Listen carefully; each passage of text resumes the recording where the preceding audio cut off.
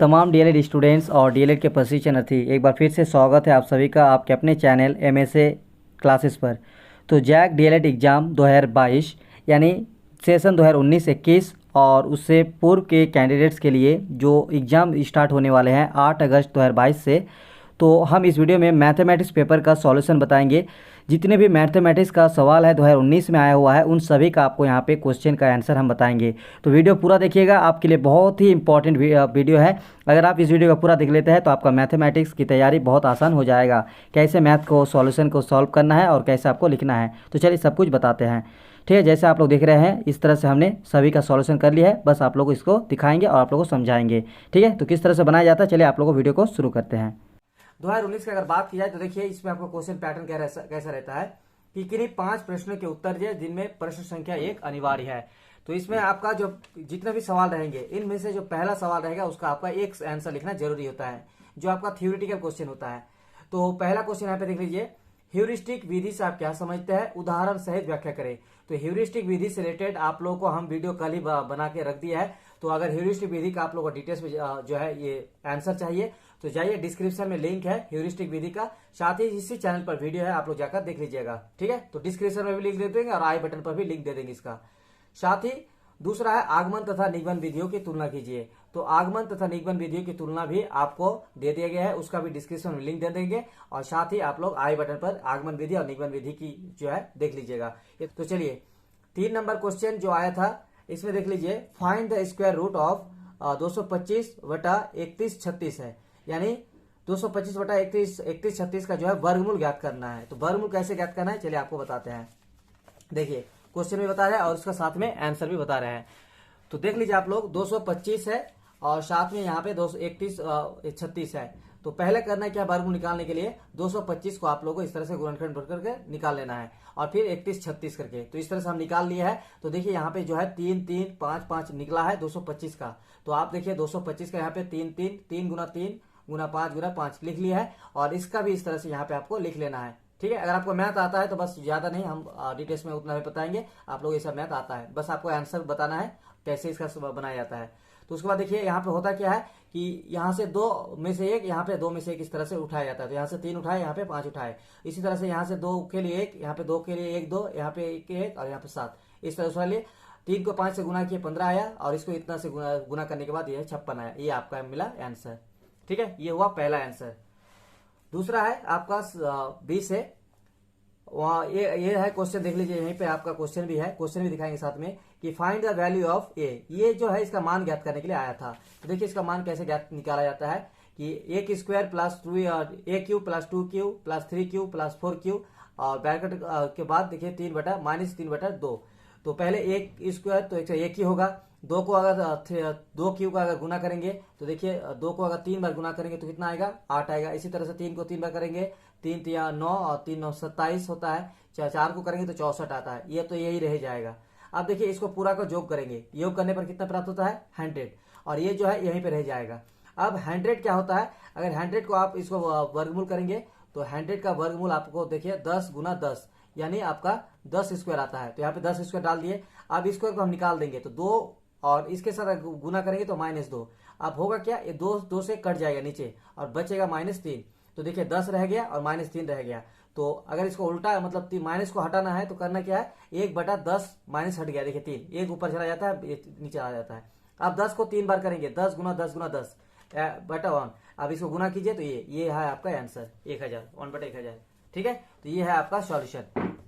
मेरे ख्याल से आप लोगों को समझ में आ गया। अब देखिए 4 नंबर का क्वेश्चन क्या था वो आप लोग बताते हैं। 4 नंबर में क्वेश्चन आप लोगों को दिया हुआ है, क्वेश्चन दिया हुआ है कि right the expanded form of इतना, मतलब ये जो दिया हुआ है x + 2y + 4z स्क्वायर को प्रसारित रूप में लिखना है, इसको मतलब प्रसारित करना है। तो प्रसारित का तरीका क्या है, देखिए x + 2y + 4z स्क्वायर है। तो ये देखिए a b + c स्क्वायर है।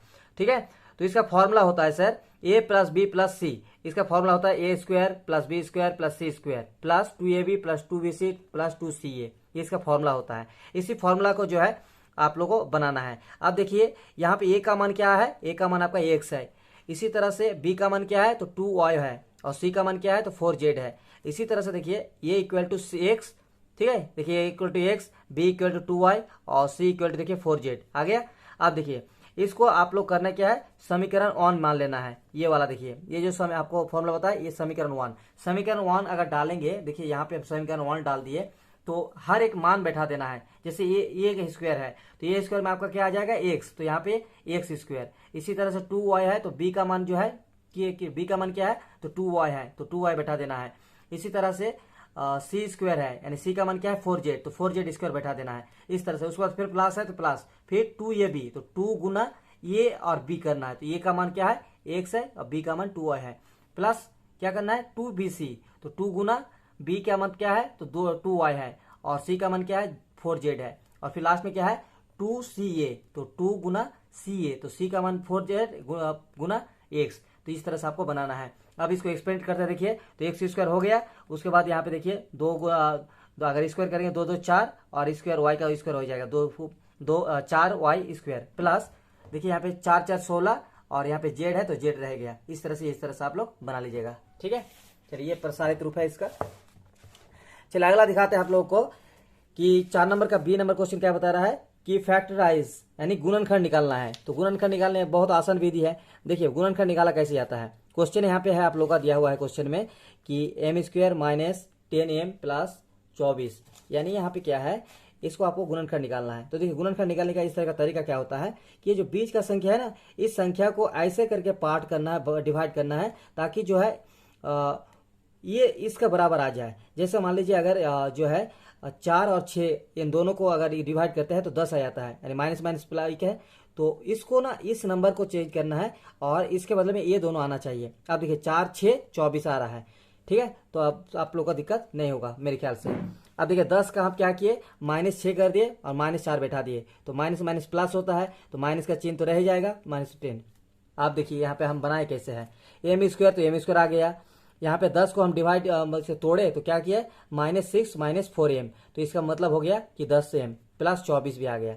अब देखिए यहाँ से लेकर यहाँ तक इसको करना क्या है कॉमन लिया जाता है। तो एम स्क्वायर -6m का कॉमन लेंगे तो यहाँ m तो m निकाल लिए और ये रह गया आपका ठीक है स्क्वायर मतलब एक m रह गया तो एक m अंदर डाल देंगे और यहाँ पे माइनस है तो माइनस डाल देंगे और 6 यहाँ पे बचा तो 6 डाल देंगे। ये हो गया।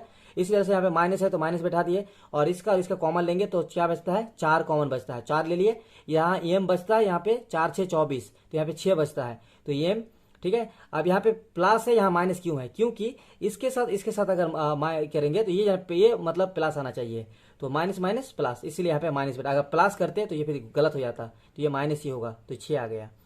अब देखिए ये एक आपका कॉमन ले लेना है m-6 और एक आ गया आपका m-4 ये हो गया आपका आंसर, ठीक है। आप लोग इस तरह से उतार लीजिएगा। अगला है 5 का। ये 5 में क्वेश्चन क्या आया था देखिए कि सॉल्व द इक्वेशन। ये जो है इसको क्या करना है समीकरण को हल करने के लिए आना है फिर आपको उत्तर की जांच भी करना है। तो देखिए उत्तर की जांच कैसे करना है और कैसे हल करना है। ये है आपका क्वेश्चन और ये है आपका समीकरण 1 मान लीजिए इसको, ठीक है। इसको हल करते हैं पहले तो 4x प्लस 18 बटा 5x इक्वल टू 2 है तो 2 मतलब 2/1 है नीचे 1 मतलब कुछ नहीं तो 1 ले लिए। अब देखिए इसको कॉर्नर टू कॉर्नर गुना किया जाता है पता है आप लोगों को तो ये तो सब पता है। तो इसको देखिए इसको 1 के साथ गुना करेंगे तो कुछ नहीं इसलिए सब डेट टोटल बैठा दिए और 5x को 2 से गुना करेंगे तो 2 इंटू 5x, ठीक है। तो 2 इंटू 5x इक्वल टू हो गया 10x और इसको ऐसे ही रख दिए। अब देखिए 10x को इधर लेके जाएंगे तो क्या होगा इधर प्लस है तो इधर माइनस हो जाएगा तो 4x माइनस 10x और 18 को इधर लेके जाएंगे तो 18 भी क्या है अभी प्लस है तो इसको इधर लेके जाएंगे तो माइनस हो जाएगा। अब देखिए 4x 10x तो इसको -6x होगा और इसका आंसर होगा -18। तो आप देखिए इसका माइनस काट दिए और बच गया x इक्वल टू 18 बटा ये जो है यहाँ पे x के साथ क्या है आपका गुना है तो यहाँ पे लेके जाएंगे इसको तो ये भागा हो जाता है तो इसको काट दिए तो देखिए 3 बचा x का आंसर हमारा 3। तो अब इसका निकालना है कि उत्तर जो है हमारा सही है या नहीं। चलिए उत्तर सही है नहीं बताते हैं। मान लीजिए ये हमारा समीकरण 1 है। अब समीकरण 1 को देखिए यहाँ पे हम बैठाते हैं। समीकरण 1 यहाँ पे हम बैठा दिए। समीकरण 1 में x का मान रखेंगे। x का मान क्या है हमारा 3। ये इसी फॉर्मूला को जो है यहाँ बैठाएंगे और उसका जो है हमें x निकालना है। तो देखिए 4x प्लस 18 5x तो x के बदले में हम 3 बैठा दिए जो कि यहाँ 3 मार्क मेरा आया था और इसी तरह से आपको 5x नीचे है तो उसका करना क्या है, यहाँ पे x का मान 3 बैठा देना है। अब पूरा यहाँ पे देख कैलकुलेट करते हैं, तो कैलकुलेट बनने के बाद क्या हो रहा है, 3 4 12 प्लस 18 बटा 3 5 15, और फिर 18 और 12 को जोड़ करेंगे तो 30 आएगा, और नीचे 15 है तो 15 काटेंगे तो 2। देखिए ये जो आंसर 2 है यहाँ इसके साथ मैच कर रहा है, ठीक है, यहाँ पे जो 2 आंसर है, इसीलिए ये हमारा जो आंसर है right hand side equal to left hand side, या फिर left hand side equal to right hand side. ये प्रूव हो गया कि ये सही है, ठीक है। इस तरह से आप लोग को मैथ बनाना होगा। चलिए अगला क्वेश्चन आप लोग को दिखाते हैं।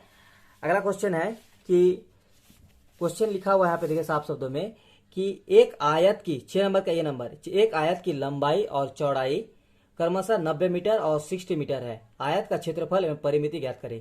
ठीक है, यहाँ पे आयत की लंबाई और चौड़ाई दिया हुआ है 90 मीटर और 60 मीटर। आयत का क्षेत्रफल और परिमिति यानी परिमाप दोनों निकालना है। देखिए साफ शब्दों में यहाँ पे आप लोगों को समझाएंगे कि करके ज्यादा दिक्कत ही नहीं होगा। और यहाँ पे सॉरी बी नंबर आप लोगों को छूट गया, जो बी नंबर बताते हैं। Find LCM of 4 8 12 16 20 24।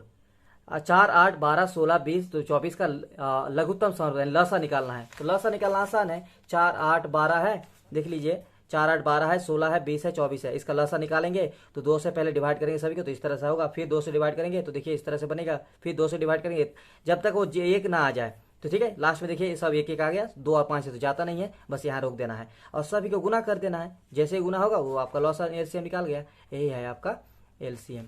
ठीक है, चलिए ये एलसीएम हो गया। अब जो आप लोग बता रहे थे आयत का, चलिए उसके बारे में देखिए। सबसे पहले बता रहा है कि एक आयत है, उसकी लंबाई जो दिया हुआ है 90 मीटर, और आयत को आपको पता होगा कि आमने सामने की भुजा बराबर होती है। तो लंबाई दिया हुआ है 90 मीटर और चौड़ाई दिया हुआ है आपका 60 मीटर। तो देखिए दिया है लंबाई इक्वल टू 90 मीटर और चौड़ाई इक्वल टू 60 मीटर। तो अब आपका आसान है, क्योंकि लंबाई और चौड़ाई हमें निकालना है। आयत का अगर क्षेत्रफल निकालना है परिमाप, तो बस ये दोनों चाहिए। तो आयत का क्षेत्रफल इक्वल टू लंबाई इंटू चौड़ाई होता है, ये फॉर्मूला है उसका। तो फॉर्मूला के हिसाब से लंबाई बैठा दिया 90 और चौड़ाई बैठा दिए 60। तो आंसर देखिए 9 6 54 6 9 54 होता है, और 2 जीरो है तो 1 0 1 0 2 जीरो यानी 5400 आपका मीटर। स्क्वायर क्यों होगा, क्योंकि ये क्षेत्रफल है। क्षेत्रफल के लास्ट में आपका स्क्वायर हो जाता है। हो गया। अब देखिए परिमाप, आयत का परिमाप निकालना का फॉर्मूला क्या है, 2 इंटू लंबाई प्लस चौड़ाई। ठीक है, 2 इंटू लंबाई प्लस चौड़ाई, ये उसका फॉर्मूला होता है। तो 2 के बाद देखिए गुना कर देंगे, यानी 2 के बाद कुछ नहीं है तो गुना। लंबाई कितना 90 प्लस कर देंगे प्लस चौड़ाई हमारा 60 है तो 60 बैठा दिए। अब दोनों को योग करेंगे तो 150 आएगा। अब दोनों को गुना कर दिए 300, ये मीटर होगा, ये स्क्वायर नहीं होगा, क्योंकि ये परिमाप है। परिमाप में स्क्वायर नहीं होता है, क्षेत्रफल में होता है। तो दोनों आंसर आप लोग को समझ में आ गया। ये बहुत ईजी है, आप लोग जानते होंगे सब। ठीक है, चलिए अगला आप लोग को बताते हैं, वो है कि 6 का बी नंबर क्वेश्चन क्या है। बी नंबर क्वेश्चन बता रहा है कि किसी वर्ग की एक भुजा 70 मीटर है, वर्ग का क्षेत्रफल में परिमाप परिमिति ज्ञात करें। परिमाप, कोई एक वर्ग है और वर्ग का चारों भुजा बराबर होते हैं। 70 मीटर मतलब सभी का 70 है। ठीक है, तो ये है ए बी सी मान लीजिए डी, और सभी का 70 दिया हुआ है। तो इसमें देखिए भुजा हमारा दिया हुआ है 70 मीटर। ठीक है, 70 मीटर या सेंटीमीटर है, देख लेते हैं एक बार। 70 मीटर है। ठीक है, भुजा हमारा 70 मीटर है। तो बहुत आसान है, अगर हमें भुजा मिल गया ना तो आप क्षेत्रफल भी निकाल सकते हैं, परिमाप भी निकाल सकते हैं। देखिए वर्ग का क्षेत्रफल का फॉर्मूला होता है भुजा स्क्वायर। तो हमें ऑलरेडी दिया हुआ है भुजा, तो साइड जब दिया हुआ है तो 70 को स्क्वायर कर दिए, तो 70 गुना 70 इक्वल टू कितना हुआ 749 यानी 3900 मीटर स्क्वायर हो जाएगा। क्षेत्रफल है इसके लिए मीटर स्क्वायर।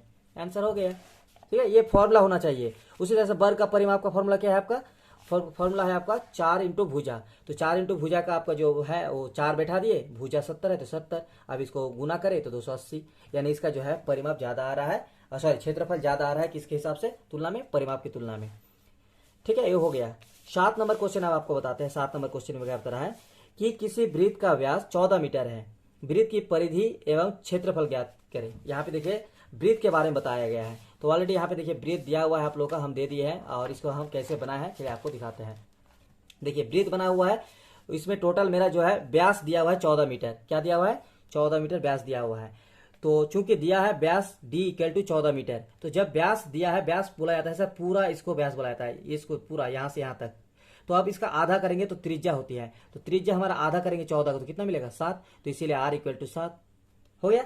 अब देखिए हमें मेरा डी भी निकल गया और आर भी निकल गया, यानी त्रिज्या भी निकल गया। तो वृत्त का परिमाप क्या है, हमें सिर्फ जो है त्रिज्या चाहिए था वृत्त का परिमाप और क्षेत्रफल निकालने के लिए। तो वृत्त का परिमाप का फॉर्मूला होता है 2 पाई आर। ये सब याद रखना है फॉर्मूला आपको, नहीं तो फिर नहीं मैथ बनेगा। ये सब आप लोगों को पता है क्योंकि ये सब 7, 8, 6 क्लास 5 क्लास का है।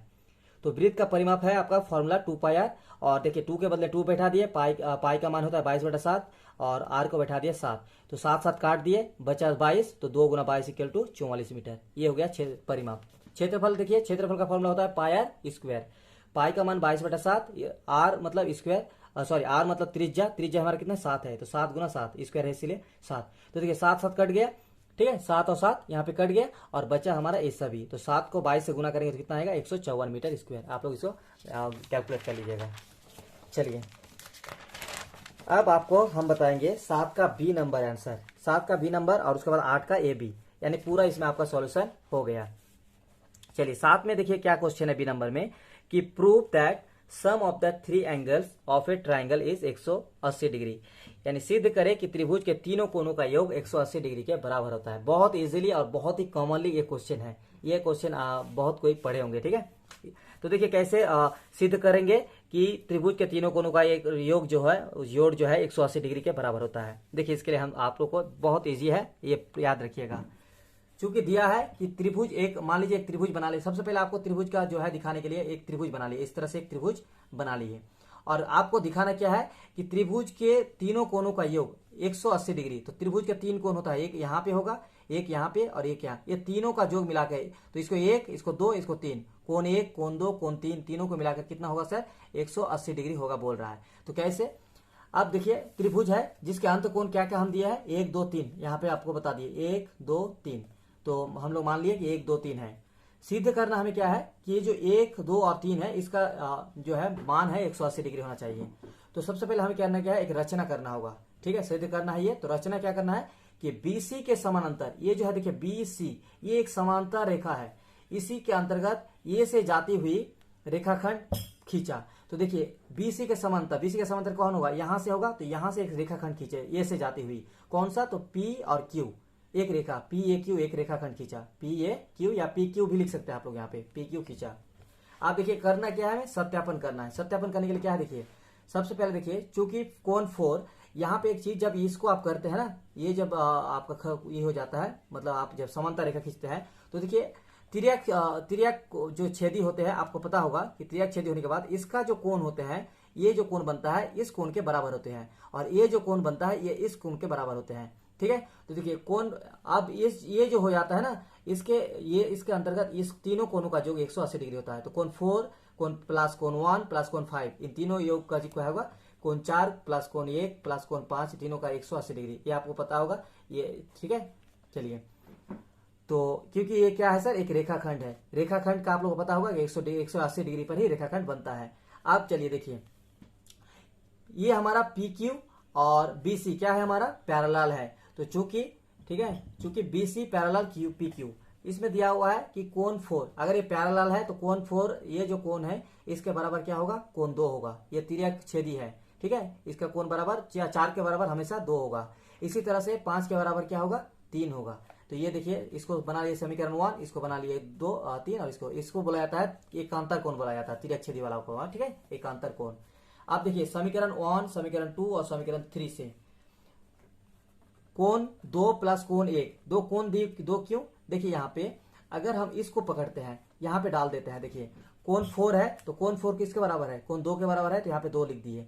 उसके बाद 1 है तो 1 को 1 ही रखने दिए, और यहाँ पे 5 है तो 5 किसके बराबर है, तो 5 3 के बराबर है, तो कोण 3 बैठा दिए, तो इक्वल टू 180 डिग्री। अब इसको सही से बैठा लीजिए, कोण 1 कोण 2 कोण 3 180 डिग्री, प्रूफ हो गया, ठीक है। अब मेरे ख्याल से आप लोग समझ गए होंगे, इसको एक बार अगर नहीं समझ में आ रहा है तो आप लोग रिपीट कर लीजिएगा, ठीक है, अपने से।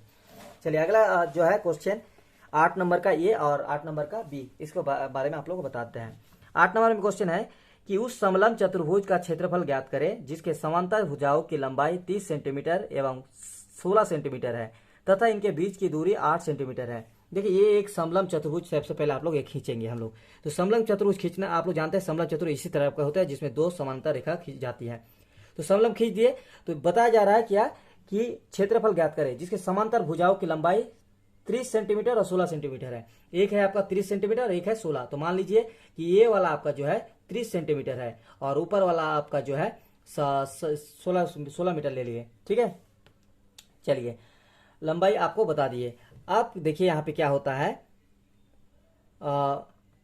कि चूंकि दिया है A B equal to 16 metre, हमारे पास क्या है, ये ए बी जो है इसका 16 मीटर दिया हुआ है और डी सी बराबर यहाँ पे 30 सेंटीमीटर दिया हुआ है।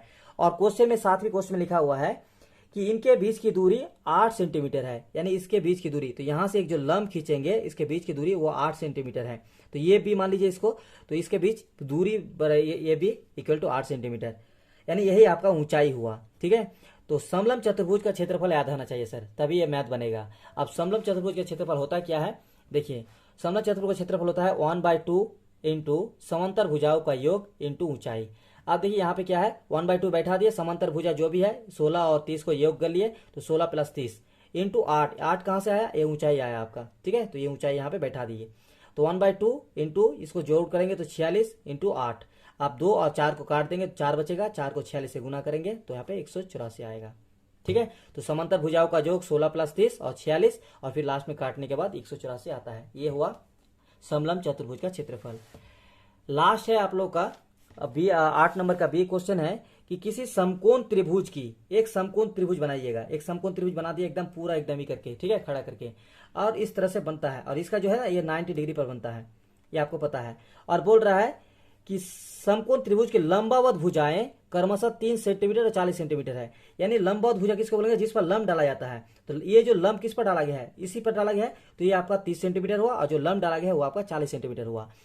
तो अब बता रहा है कि उस त्रिभुज का क्षेत्रफल ज्ञात करें, तो त्रिभुज का क्षेत्रफल ज्ञात होना चाहिए, बस आपको आधार मिल गया, ऊंचाई मिल गया, तो ऊंचाई बराबर 40 मीटर और आधार मिल गया 30 सेंटीमीटर और ऊंचाई 40 सेंटीमीटर। इसीलिए समकोण त्रिभुज का क्षेत्रफल, त्रिभुज का फॉर्मूला क्या होता है, 1/2 इंटू आधार इंटू ऊंचाई, तो 1/2 बैठा दिए, आधार क्या है आपका 30 सेंटीमीटर इंटू ऊंचाई क्या है 40 सेंटीमीटर, 600 सेंटीमीटर स्क्वायर। इस तरह से आप लोग काट के लीजिएगा तो सॉल्यूशन बन जाएगा। तो अगर आप लोग 2018 का भी चाहिए, 17 का भी चाहिए, तो कमेंट सेक्शन में कमेंट कीजिए, लाइक कीजिए, शेयर कीजिए अपने दोस्तों को, तो जरूर हम लेकर आएंगे। साथ ही टेलीग्राम चैनल को ज्वाइन कर लीजिए। मिलते हैं नेक्स्ट वीडियो में इसी तरह से, तब तक के लिए शुक्रिया।